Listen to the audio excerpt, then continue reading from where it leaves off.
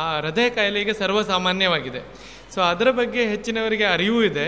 But ನಾವಿಲ್ಲಿ ಏನು ಆಲೋಚನೆ ಮಾಡಬೇಕಂದ್ರೆ, ಮಕ್ಕಳಿಗೆ ಬರುವ ಹೃದಯ ಕಾಯಿಲೆ ಮತ್ತು ದೊಡ್ಡವರಿಗೆ ಬರುವ ಹೃದಯ ಕಾಯಿಲೆ ಅದು ತೀರಾ ವಿಭಿನ್ನವಾಗಿರುತ್ತೆ. ಮಕ್ಕಳಿಗೆ ಬರುವ ಕಾಯಿಲೆ ಬೇರೆ, ದೊಡ್ಡವರಿಗೆ ಬರುವ ಕಾಯಿಲೆ ಬೇರೆ. ಈ ದೊಡ್ಡವರಿಗೆ ಹೆಚ್ಚಾಗಿ ಹೃದಯದ ರಕ್ತನಾಳದಲ್ಲಿ ಬ್ಲಾಕೇಜ್ ಇಂಥ ಕಾಯಿಲೆ ಬರುತ್ತೆ, ಹೃದಯಾಘಾತ ಆಗುತ್ತೆ. ಸೊ ಅಂಥ ರೀತಿಯ ಕಾಯಿಲೆ ಬಂದರೆ ಮಕ್ಕಳಿಗೆ 2 ರೀತಿಯ ಹೃದಯ ಕಾಯಿಲೆ ಬರುತ್ತೆ. ಅದರ ಬಗ್ಗೆ ಈ ದಿನದ ಜನರಿಗೆ ಅರಿವು ತಿಳುವಳಿಕೆ ತುಂಬ ಕಮ್ಮಿ ಇದೆ. ದೊಡ್ಡವರ ಕಾಯಿಲೆ ಬಗ್ಗೆ ಆದರೂ ಸುಮಾರು ತಿಳುವಳಿಕೆ ಜನರಿಗೆ ಈ ಕಾಲದಲ್ಲಿದೆ. ಸೊ ಇದರಲ್ಲಿ ಒಂದು ರೀತಿಯ ಕಾಯಿಲೆ ಅಂದರೆ ಮಕ್ಕಳಿಗೆ ಹೃದಯದಲ್ಲಿ ಹುಟ್ಟಿನಿಂದ ಬರುವ ಕಾಯಿಲೆ, ಇನ್ನೊಂದು ರುಮ್ಯಾಟಿಕ್ ಹೃದಯ ಕಾಯಿಲೆ ಅಂತ ಹೇಳ್ತೇವೆ. ಈ ಹುಟ್ಟಿನಿಂದ ಬರುವ ಹೃದಯ ಕಾಯಿಲೆ ಅಂದರೆ ಹೃದಯದಲ್ಲಿ ತೂತಿರೋದು ಅಥವಾ ಹೃದಯದ ಅಪಧಮನಿ ಅಭಿಧಮನಿಯಲ್ಲಿ ಬದಲಾವಣೆ ಆಗೋದು ಅಥವಾ ನೀಲಿ ಕಾಣಿಸಿಕೊಳ್ಳುವುದು, ಇಂಥ ಕಾಯಿಲೆಯನ್ನು ನಾವು ಹುಟ್ಟಿನಿಂದ ಬರುವ ಹೃದಯ ಕಾಯಿಲೆ ಅಂತ ಹೇಳ್ತೇವೆ. ಇನ್ನು ಇದು ರುಮ್ಯಾಟಿಕ್ ಹೃದಯ ಕಾಯಿಲೆ ಅಂದರೆ ಅದರಲ್ಲಿ ಗಂಟು ಸಂಧಿವಾತದೊಟ್ಟಿಗೆ ಹೃದಯಕ್ಕೂ ಕೆಲವು ಕಾಯಿಲೆ ಬರುತ್ತೆ. ಅದರಲ್ಲಿ ಹೃದಯದ ಕವಾಟಗಳು ಸೋರುತ್ತೆ ಅಥವಾ ಲೀಕೇಜ್ ಆಗುತ್ತೆ, ಅಥವಾ ಅದು ಕ್ಷೀಣ ಆಗುತ್ತೆ. ಅಂದರೆ ಅವರಿಗೆ ನಡೆಯುವಾಗ ಎದುರುಸಿರು, ಎದೆ ಬಡಿತ ಜಾಸ್ತಿ, ಇಂಥ ಕಾಯಿಲೆ, ಇಂಥ ಕೆಲವು ಲಕ್ಷಣಗಳು ಕಂಡು ಬರುತ್ತೆ. ಸೊ ನಿಮಗೆ ತಿಳಿದ ಹಾಗೆ ಪಾಶ್ಚಾತ್ಯ ಲೋಕದಲ್ಲಿ ಇಂಥ ಕಾಯಿಲೆಯನ್ನು ಅವರು ಮಗು ಹುಟ್ಟಿದ ಕೂಡಲೇ ಅದನ್ನು ಒಂದು ತಪಾಸಣೆ ಮಾಡ್ತಾರೆ. ಅವ್ರ ಹತ್ರ ತಂತ್ರಜ್ಞಾನ ಡಾಕ್ಟರ್ ಕಾಮತ್ ಹೇಳಿದ ಹಾಗೆ ಬೇಕಿದ್ದಷ್ಟಿದೆ. ಸೊ ಅದನ್ನು ಅವರು ಮೊದಲೇ ಪತ್ತೆ ಹಚ್ಚಿ ಅದಕ್ಕೆ ಬೇಕಿದ್ದ ಒಂದು ಚಿಕಿತ್ಸೆಯನ್ನು ಮಾಡಿಸ್ತಾರೆ. ಬಟ್ ನಮ್ಮ ದೇಶದಲ್ಲಿ ಅಷ್ಟು ತಂತ್ರಜ್ಞಾನ ಎಲ್ಲ ಕಡೆ ಸಿಗುವುದಿಲ್ಲ. ಸೊ ಅದರಿಂದಾಗಿ ನಾವು ಈ ಎಲ್ಲ ಕಾಯಿಲೆಯನ್ನು ಪತ್ತೆ ಹಚ್ಚಬೇಕಾದ್ರೆ ಇಕೋಕಾರ್ಡಿಯೋಗ್ರಫಿ ಅಂತ ಆಧುನಿಕ ತಂತ್ರಜ್ಞಾನದ ಈ ಮಿಷಿನ್ಗಳ ಅವಶ್ಯಕತೆ ಇದೆ. ಸೊ ಅದಕ್ಕಾಗಿ ನಾವೆಲ್ಲರೂ ಕೂತು ಡಾಕ್ಟರ್ ಕಾಮತ್, ಡಾಕ್ಟರ್ ಮಯ್ಯ, ಕೃಷ್ಣಾನಂದ ನಾವೆಲ್ಲ ಸೇರಿ ಇದರ ಬಗ್ಗೆ ಆಲೋಚನೆ ಮಾಡಿದಾಗ ಎಲ್ಲರಿಂದ ನಮಗೆ ತುಂಬ ಸಪೋರ್ಟ್ ಸಿಕ್ಕಿದೆ. ಡಾಕ್ಟರ್ ಬಾಯರಿ ಮತ್ತು ನಮ್ಮ ಯೂನಿವರ್ಸಿಟಿಯಿಂದ ಇದರ ಬಗ್ಗೆ ತುಂಬ ಸಪೋರ್ಟ್ ಸಿಕ್ಕಿದೆ. ಅದರಿಂದಾಗಿ ನಾವು ಈ ದಿನ ಈ ಕಾರ್ಯಕ್ರಮವನ್ನು ನಡೆಸಲಿಕ್ಕಾಗಿದೆ. ಸೊ ಇದರ ಉದ್ದೇಶ ಏನಂದರೆ, ಆ ಆಧುನಿಕ ತಂತ್ರಜ್ಞಾನವನ್ನು ನಾವು ಪ್ರತಿ ಶಾಲೆಗೆ ತೆಗೆದುಕೊಂಡು ಬಂದು ಅದರ ಮೂಲಕ ಯಾರಿಗೆಲ್ಲ ಕಾಯಿಲೆ ಇದೆ ಅದನ್ನು ನಾವು ಪತ್ತೆ ಹಚ್ಚಿ ಆದಷ್ಟು ಬೇಗ ಅದಕ್ಕೊಂದು ಚಿಕಿತ್ಸೆ ಕೊಡುವ ರೀತಿ ಮಾಡೋದು. ಇದು ಯಾಕಂದರೆ ನಿಮಗೆಲ್ಲ ತಿಳಿದಾಗೆ ಇದೇ ಮಕ್ಕಳು ಮುಂದೆ ದೇಶದ ಭವಿಷ್ಯ. ಸೊ ಅವರಿಗೆ ಈಗಲೇ ಕಾಯಿಲೆ ನಾವು ಯಾರೊದ್ದಿಗಾದರೂ ಇದ್ದರೆ ಅದನ್ನು ನಾವು ಪತ್ತೆ ಹಚ್ಚಿದರೆ ಅದಕ್ಕೊಂದು ಚಿಕಿತ್ಸೆ ಅಂತ ಇದೆ, ಸಂಪೂರ್ಣ ಚಿಕಿತ್ಸೆ ಇದೆ. ಮತ್ತು ಈಗ ಕರ್ನಾಟಕ ಗೌರ್ಮೆಂಟ್ ಯಶಸ್ವಿನಿ ಸುವರ್ಣ ಆರೋಗ್ಯ ಕಾರ್ಯಕ್ರಮದೊಂದಿಗೆ ಅದಕ್ಕೊಂದು ಸಂಪೂರ್ಣವಾದ ಚಿಕಿತ್ಸೆಯನ್ನು ನಾವು ಕೊಡಿಸಲಿಕ್ಕೆ ಸಾಧ್ಯ ಇದೆ. ಸೊ ಆ ರೀತಿ ಮಾಡಲು ಖಂಡಿತ ಸಾಧ್ಯ ಇದೆ. ಸೊ ಅದನ್ನು ನಾವು ಮೊದಲೇ ಪತ್ತೆ ಹಚ್ಚಬೇಕು. ಈ ರೀತಿ ಕಾರ್ಯಕ್ರಮ ನಮ್ಮ ದೇಶದಲ್ಲೇ ಮೊದಲ ಬಾರಿಗೆ ಆಗ್ತಾ ಇರೋದು. ಅಂದರೆ ಸ್ಕೂಲ್ ಹೆಲ್ತ್ ಸ್ಟಡಿ ದೇಶದಲ್ಲಿ ಬೇಕಿದ್ದಷ್ಟು ಆಗಿದೆ, ಆದರೆ ಅದರಲ್ಲಿ ಹೆಚ್ಚಿನವರು ಸ್ಟೆಥೋಸ್ಕೋಪ್ ಇಟ್ಟು ಒಂದು ರೋಗವನ್ನು ಪತ್ತೆ ಹಚ್ಚಿ ಅದರ ನಂತರ ಮಕ್ಕಳನ್ನು ಬೇರೆ ಆಸ್ಪತ್ರೆಗೆ ಕರೆದುಕೊಂಡು ಹೋಗಿ ಮತ್ತೆ ಚಿಕಿತ್ಸೆ ನೀಡೋದು. ಬಟ್ ನಾವು ಇಲ್ಲಿ ಅದೇ ತಂತ್ರಜ್ಞಾನವನ್ನು ಮೈಯವರ ಫಿಲಿಪ್ಸ್ ಮತ್ತು ಮೈಯವರ ಎಫರ್ಟಿಂದಾಗಿ ಇಲ್ಲಿ ತಗೊಂಡು ಬಂದು ಇಲ್ಲಿಂದಲೇ ಪಿಕ್ ಮಾಡಿ ಕೆಲವು ರೋಗವನ್ನು ಮೊದಲೇ ಪತ್ತೆ ಹಚ್ಚಿ ಅದಕ್ಕೊಂದು ಟ್ರೀಟ್ಮೆಂಟ್ ಕೊಡಬೇಕಂತ, ಚಿಕಿತ್ಸೆ ನೀಡಬೇಕಂತ ಸಹ ಒಂದು ಯೋಚನೆಯಲ್ಲಿದ್ದೇವೆ. ನಿಮ್ಮೆಲ್ಲ ಸಹಕಾರದಿಂದ ಅದು ಖಂಡಿತವಾಗಿ ನಡೆಯುತ್ತದೆ ಅಂತ ನನಗೆ ಅನಿಸುತ್ತದೆ. ವಿಜ್ಞಾನದ ಆವಿಷ್ಕಾರ ಅನ್ನುವಂಥದ್ದು ಸಮಾಜದ ಕಟ್ಟಕಡೆಯ ವ್ಯಕ್ತಿಗೆ ಉಪಯೋಗ ಆದಾಗ ಮಾತ್ರ ಯಾರು ಅದನ್ನು ಆವಿಷ್ಕಾರ ಮಾಡ್ತಾರೋ ಅವರಿಗೆ ಅದರ ತೃಪ್ತಿ ಇರ್ತದೆ ಅಂತ ಹೇಳಿಬಿಟ್ಟು ಐನ್ಸ್ಟೈನ್ ಹೇಳಿದ್ದನ್ನು ನಾವು ವಿಜ್ಞಾನದಲ್ಲಿ ಓದಿದ್ದೇವೆ.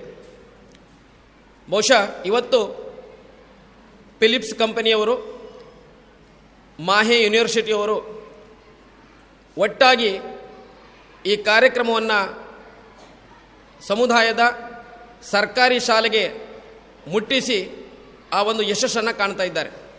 ಅವರಿಗೆ ನಾನು ಆರೋಗ್ಯ ಇಲಾಖೆಯ ಪರವಾಗಿ ಮಾಹೆ ಯೂನಿವರ್ಸಿಟಿಯ ಸರ್ವರಿಗೂ, ಸಂಬಂಧಿಸಿದ ಸರ್ವರಿಗೂ, ಡಾಕ್ಟರ್ ರಂಜನ್ ಕುಮಾರ್ ಶೆಟ್ಟಿಯವರಿಗೂ, ಡಾಕ್ಟರ್ ರಾಮಚಂದ್ರ ಕಾಮತ್ರವರಿಗೂ ವಿಶೇಷವಾದಂಥ ಒಂದು ಅಭಿನಂದನೆಯನ್ನು ಸಲ್ಲಿಸ್ತಾ ಇದ್ದೇನೆ.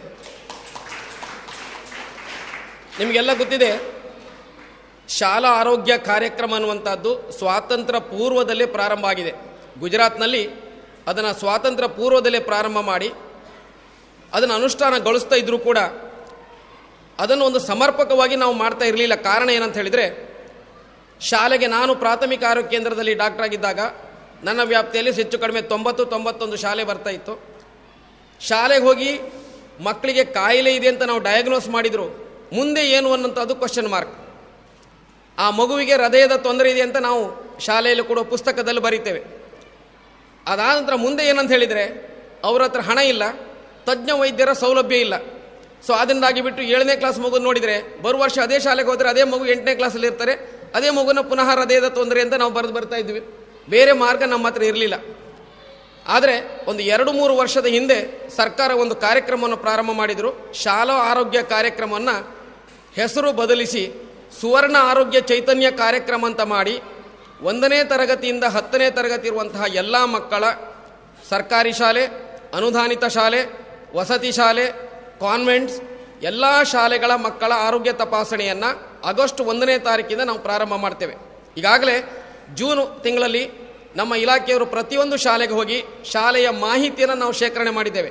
ಶಾಲೆಯಲ್ಲಿ ಮಕ್ಕಳೆಷ್ಟಿದ್ದಾರೆ, ಅದರಲ್ಲಿ ವರ್ಗ ಇದೆ, 1ನೇ ತರಗತಿ, SC, ST, ಮೈನಾರಿಟಿ, ಈ ಥರ ನಮಗೆ ಪಟ್ಟಿ ಮಾಡ್ತೇವೆ.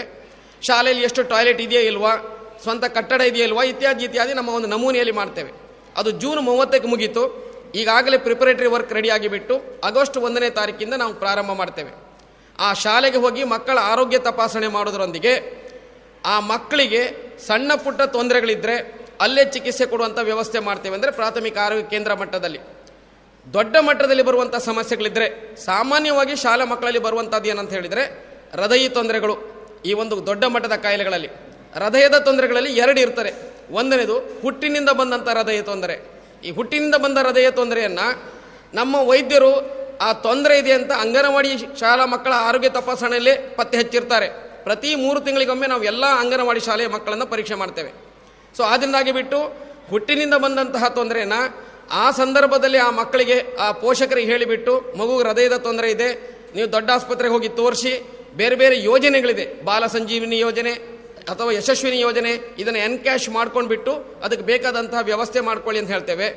ಆದರೆ ಕೆಲವೊಮ್ಮೆ ಹುಟ್ಟಿನಿಂದ ಬಂದದ್ದಲ್ಲದೆ ಶಾಲಾ ಮಕ್ಕಳಲ್ಲಿ ಬೇರೆ ಒಂದು ರುಮ್ಯಾಟಿಕ್ ಹಾರ್ಟ್ ಡಿಸೀಸ್ ಅಂತ ಹೇಳ್ತೇವೆ, ಸೋಂಕಿನಿಂದ ಬರುವಂಥದ್ದು, ಇನ್ಫೆಕ್ಷನಿಂದ ಬರುವಂಥದ್ದು ಇರ್ತಾರೆ.